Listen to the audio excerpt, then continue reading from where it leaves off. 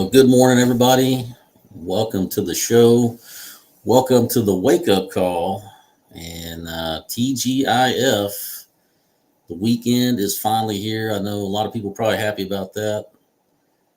Uh, yeah, guess we had a little power snafu yesterday.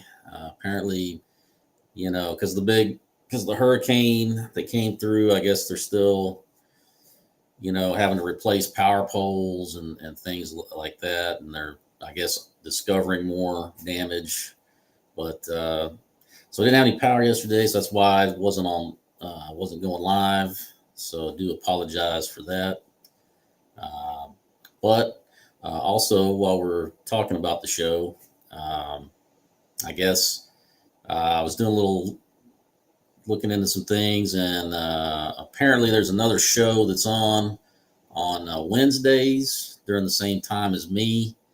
And so what I'm going to do is I'm going to not have a show on Wednesdays, and I'll use that day to upload a video.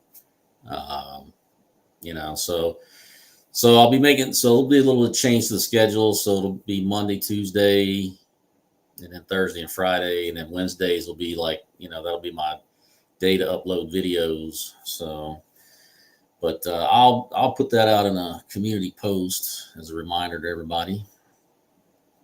And so let's jump on into the chat and say hello to some folks.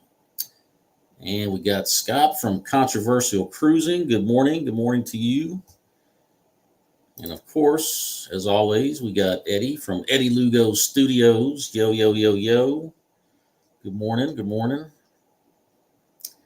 And Scott is telling us correct. Chat is on Wednesdays. Yeah, Sea Leg Journeys is the channel name. And I guess they do a Wednesday morning show.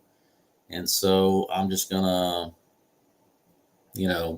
like I said, I'll just use that day to, post videos and things of that nature. And he's also saying that Kurt and Marcia from See Me Travels did shout me out. Well, I greatly appreciate that. Any support is always welcome. But yeah, that was a little bit disappointing yesterday, but it is what it is. It's just the nature of the beast.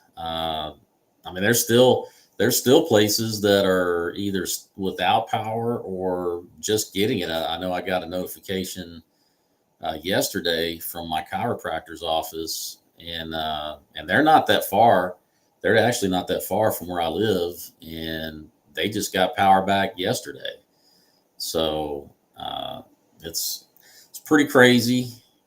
If you guys, that's why I would recommend that if you got any cruises going out of Galveston for the next week or two, I would definitely recommend calling down there, checking in with the hotel you're going to be staying at, and making sure that they got power and everything's good to go.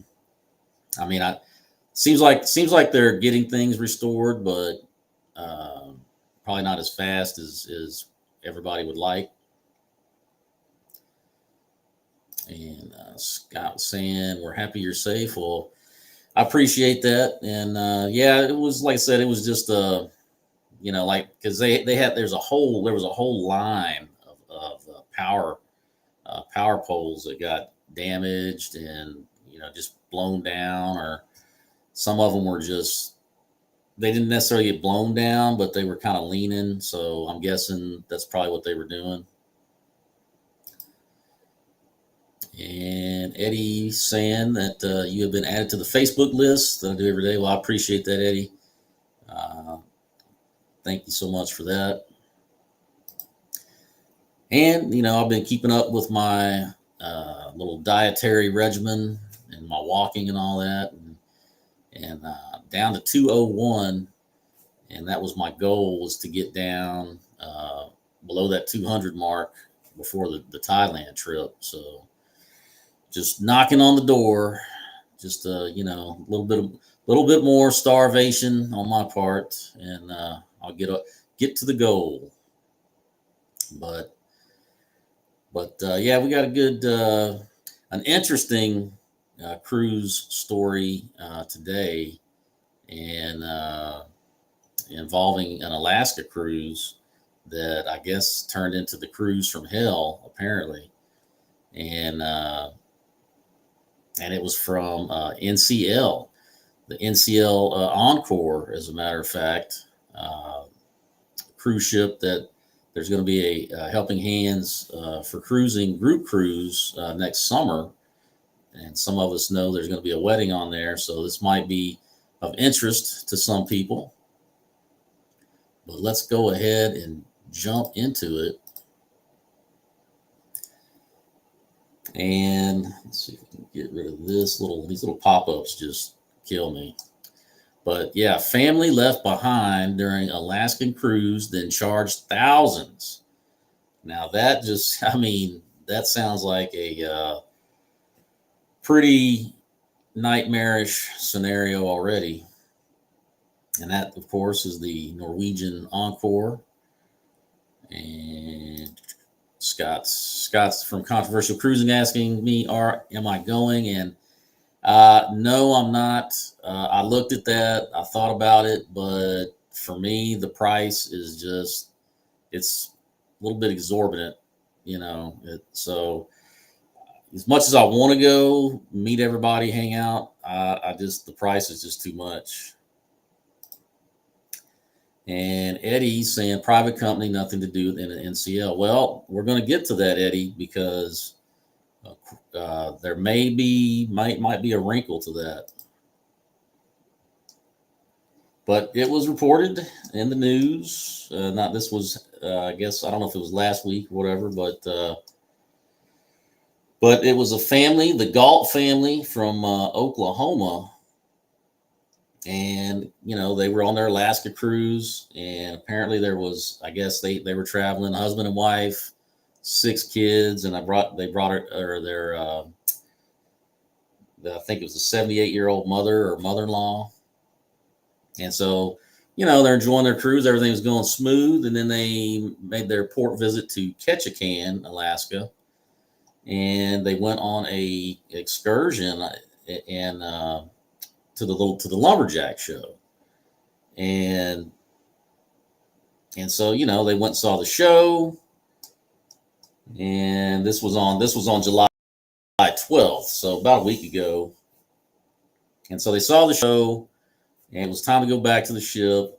And I guess the part of the excursion, they had a shuttle to take them over there. And there was some confusion after the show. Some people allegedly that weren't even on the tour were getting on the bus, and the tour operator was, instead of checking tickets, they were just doing a head count. And so they got up there. I guess they were getting closer, and the guy was like, yeah, the bus is full. You'll have to catch the next one. And so they were waiting, and then no other bus came. And so then they called the Port Authority and reported it. And, like, hey, we were on this excursion. We're trying to get back to the ship. But they said they were going to send another bus for us. And we've been waiting, and there's no bus. So what's the deal? And so then the Port Authority that, they supposedly sent a van to go pick them up, but apparently, I guess the van was late getting back to the where the ship was, and so, they I guess by the time they got there, the ship was like pulling away in the distance, so you can just imagine. There they are on the pier. They're watching the ship pull away, and all their clothes, luggage, medications, and everything. So, like they said, the cruiser returned to the port just in time to watch as the breakaway plus class ship sailed away with their belongings. It was a nightmare. 6 kids on board, minor children, and a 78-year-old mother-in-law, all on medication. We all had to quit cold turkey medication these last few days because it was all on the cruise ship. That was Joshua Galt. That was the father, husband. And so one of the things that usually happens if you miss the ship, if the ship sails away without you, the cruise line, the cruise ship they'll because they're keeping a head count. Because anytime you leave the ship, you got to scan your card to get off, and then you scan it to get back on. And so they're keeping those numbers, and the system's updating, so they know how many people aren't on the ship, and they know your names, they know your cabins. And once it gets to within a certain amount of minutes of the ship leaving, they will send somebody to your cabin if you're not back on board, and they will go in and they will round up your passports if they can find them, and then they'll take them off the ship, and they'll hand those passports over to the port authority. That's typically what happens. And then that way, if you do, when you eventually show up, you've at least got your passport, so you can, travel back home if need be. So that's what happened in this situation. Norwegian sent somebody to their cabin, rounded up the passports. However, they were only able to get 8 of the 9 passports. So, and since we're talking minor children and an elderly mother-in-law, they couldn't just leave somebody behind. And so the next port visit was going to be Victoria in Canada. And that's why they needed the passport. So they wouldn't be able to fly from Alaska to go meet the ship in Canada without those passports. So, anyway, they had to make arrangements to stay at a hotel in Ketchikan, and then make arrangements to go from Ketchikan to Seattle. And so that's the first big problem, is now that they've got to make all these extra expenditures for hotels, plane tickets, meals that they weren't expecting. Probably had to buy some clothes, I would imagine. I mean, because they just had the clothes on their back. So, But the next big thing that happened was the night after, or the day after the cruise ended, Norwegian hit their credit card for $9,000 because of something called the Passenger Vessel Services Act. And so basically what that says is, if you notice, when you go on a cruise, they're always building in, you always have to hit a foreign port, so that's why, if you notice, if you leave on a Hawaiian cruise from LA and it goes to Hawaii, they always throw in that stop in Ensenada before they head back to LA or San Diego, because, you can't go, it can't just be like a closed circuit cruise or whatever, where you're just hitting American ports. And if you do that, then you're in violation of this Passenger Vessel Services Act. And I guess it's an automatic thing. NCL, they don't really have any say in that part of it. It's, U.S. Customs, I guess, that's something that they control. And so it's $971 per person, for the violation. So since there was 9 of them, that's 9 times 971. So, in the course of them having to make all these extra travel plans, now they're having to deal with this $9,000 charge. And, so I can just imagine the stress level that must have provoked. I mean, and like the husband was saying, they had spent $30,000 on this cruise. So they were already in for $30,000 just for the cruise, and that's with nothing going wrong. And now you're talking an extra $10,000 plus. But, Journeys with June and Brady will welcome in. Good morning, happy Friday to you. We're just talking about this family being stranded in Alaska on their Alaska cruise. So yeah, so that was an extra little thing. So yeah, the Passenger Vessel Services Act prohibits the transportation of passengers between two different U.S. ports on any vessel other than a U.S. flag vessel that meets all requirements for U.S. coastwise transportation. So yeah, so that's the other part of it, because all these cruise ships they're flagged out of different countries. That none of them are flagged out of the United States except for I believe there's one NCL ship in Hawaii that's flagged out of the U.S. and that's how that ship can just do Hawaii cruises. But so yeah, that was so that was that extra addition to the nightmare. So they made this long journey, stops in numerous cities. They had to sleep overnight in airports. They had canceled flights, baggage pickup, and so finally they made it all the way back to Tulsa. And then after getting to Tulsa, they all several members came down with COVID, which I mean that's just the thing that happens these days with travel. So it says Norwegian Cruise Line tries to make things right. While it wasn't directly stated as such, context clues suggest that the family's Ketchikan shore excursion was likely booked through the cruise line. So, and so that's the thing about it, because that's always a big debate. People, when it comes to booking excursions, people, uh, do you go through the cruise line? Do you book third party? Whatever. I myself, most all the time, I go through the cruise line, uh, specifically for this reason, because if something like this, because this is an interesting situation. They missed they end up missing the ship because of it, and I figure if I book it through the cruise line, I'll be covered at least, somewhat. But here it's they did it really hasn't been reported as such, but the fact that NCL was working with them to try to get their money back, kind of tends people to think that, maybe they probably did book it. I mean, it was probably the tour operator's fault that they got back to the ship. That part's pretty clear, but it looks like they probably booked it through NCL. So I'm sure NCL is probably going to have some words with that tour operator.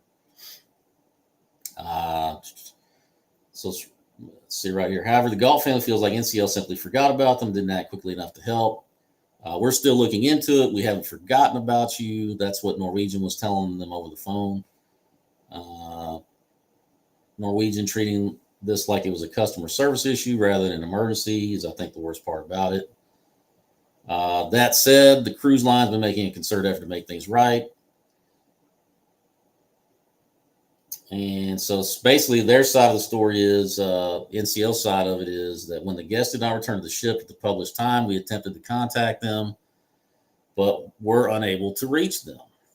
As such, we alerted the local port agent in Ketchikan and requested that they assist the family with booking a hotel for the night. And as the guests would be unable to downline in the next port of call in Victoria, the port agent also helped the guests with securing flights to Seattle the following day. Norwegian went on to add that the family will be reimbursed for all out-of-pocket expenses incurred as a result of the incident, pending delivery of receipts to the cruise line, and the family be refunded for 2 days of their sailing that they missed. So sounds like there's going to be a good end to the story, hopefully. So it looks like they're going to get refunded all those fines, the 9,000 in fines, and they're going to get refunded their travel expenses. I guess they're going to have to, once the family submits all the travel receipts, they'll get that done. And I guess they will also be refunded the 2 days of the sailing that they missed. And they're also going to get a future cruise credit in the form of a 20% discount on a future sailing as a gesture of goodwill. So I know that probably didn't make them feel better at the time that they're going through this travel nightmare, cruise nightmare, if you will. But, you know, at least, if they get their money back, then I guess that's a good end to the story. I know it's just one of those things. Hopefully Norwegian gets with the tour operator and works out a better system. But I don't know what, you know, what's kind of interesting, because I mean, I was just in Ketchikan, not that long ago, and I know where that lumberjack show is now.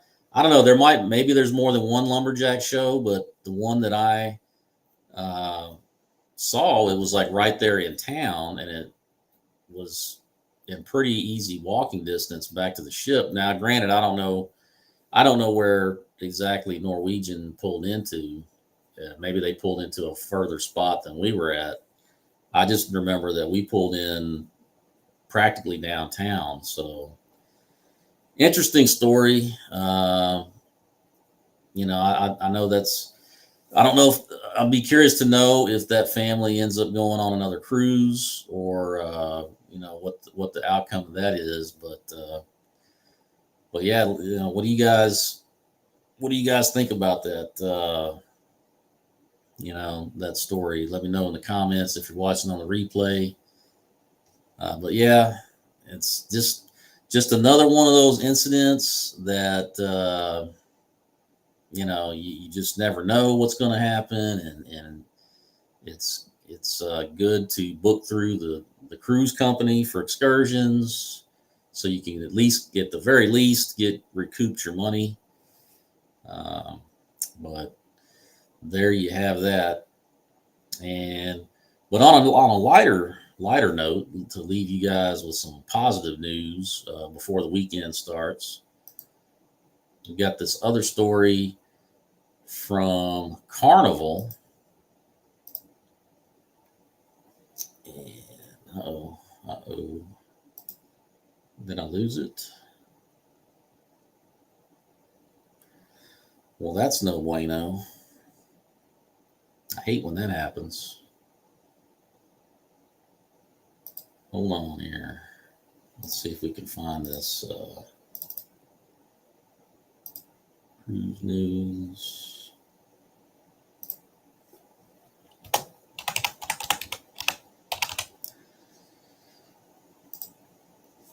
Carnival VIP.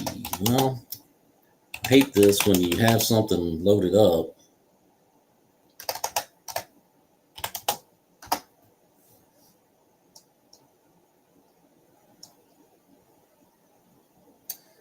Well, I guess, since the article's not gonna cooperate with me, the bottom line of it was that Carnival, I guess, because with the VIFP program, you get, depending on what level you are, you earn a free drink at the bar, and the problem with it, though, has always been that you had to wait till like 5 p.m. on the last day of the cruise to get it. And I guess a lot of passengers had been complaining about being, I guess it was just too many requirements on it for a lot of people weren't taking advantage of it. They felt like it wasn't really much of a perk. And so I guess the cruise line decided to make some changes, and so now you can get that drink, I guess, for you can redeem it pretty much at the beginning of your cruise. So if you're a gold member, platinum, diamond, whatever, you can now get that free drink that's part of your perks. You can get that a lot sooner. You can just go, because I guess that was the other thing. Like, some of the requirements was you had to go to certain locations to redeem it, but they said that you could just redeem it at any bar or whatnot. So there's that. But yeah, I had that story loaded up, but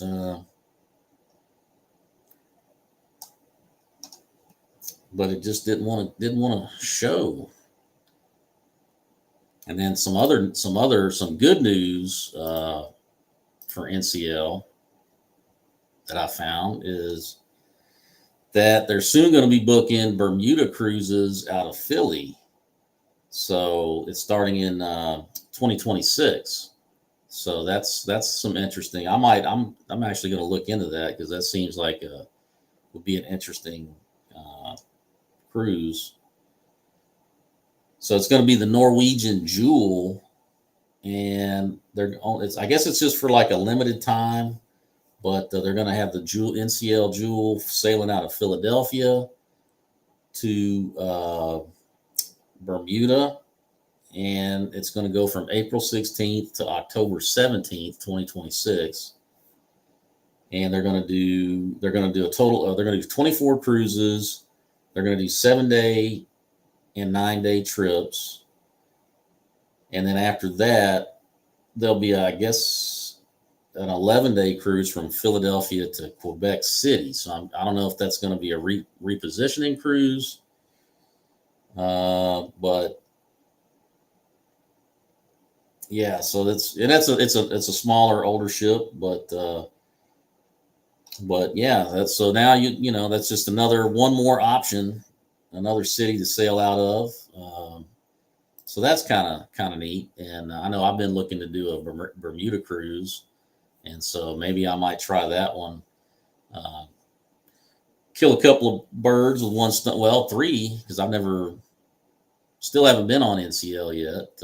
I've been wanting to, and I could knock out a Bermuda cruise and sail out of Philadelphia. So not a whole lot of people can say that they've sailed out of Philly. So I don't know. I remember back when I was in the Navy, we used to have a Navy base there. People would get orders out there. So, but that is, and oh yeah, Scott's saying that's probably repositioned. That's what I'm guessing. It is. But that is all I've got for you today, folks. Just a reminder again. So the show schedule is going to be Monday, Tuesday, off Wednesday. I'll probably upload a video on Wednesday instead of live, and then Thursday, Friday, same time, 7:30 Central Standard. And if you like this content, consider hitting the thumbs up on the way out. And if you're new to the channel, watching the replay, whatever, consider subscribing. Helps the channel grow, helps get the message out to the masses. And I always appreciate anybody that likes, subscribes, watches, shares, comments. And I hope you're having a good day. Hope you're having a good weekend. And I will see you, I guess, Monday at 7:30 Central. Take care, everybody.